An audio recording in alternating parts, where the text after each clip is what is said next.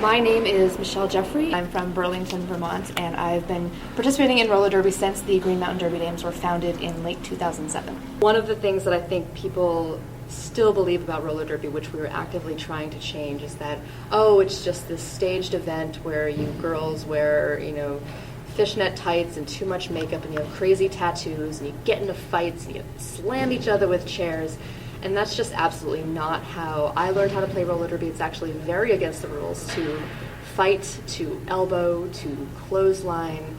Anything like that is completely against our 45 pages of rules. The sport of roller derby comes from that past, and we don't try to deny that past, but we do try to introduce people to what roller derby is today, which is a very aggressive, full contact, primarily women's sport. I think people don't always realize the mental aspect of roller derby that comes in with it. It's not just that I leave my practices and games physically exhausted. I leave the games mentally exhausted. I'm completely spent because I've been thinking for 2 hours straight. I was randomly searching on Craigslist and saw a meeting, said, hey, we're thinking about starting roller derby in Vermont, and we're having a meeting on Friday night at this house. Come on over. And I was one of 7 people, and I am the only surviving member of the league.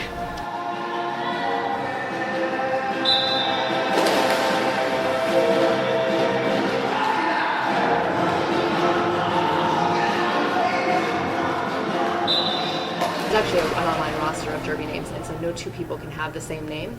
With so many thousands of people playing roller derby now, you can imagine it's getting harder and harder to find a derby name.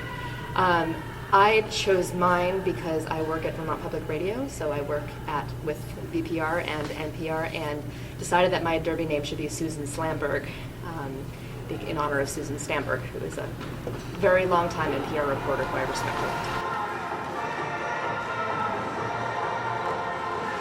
People assume that because you have a derby name that you have an alter ego on the track.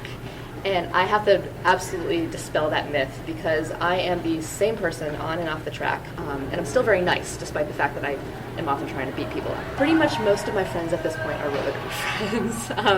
We see a lot of each other, but we really love it that way. I think my downstairs neighbor is a derby girl. She introduced me to my fiance. I mean, it's sort of kind of all-encompassing in our lives now. We were really the first roller derby league in Vermont at all, so we had very little outside help. One of the drawbacks to it is, of course, you have to do everything by yourself. Roller derby takes up a tremendous amount of time. I spend about 6 hours a week at practices, so it's a lot of work. But I think what everyone realizes is if they commit the time to it, it becomes worth it in the end.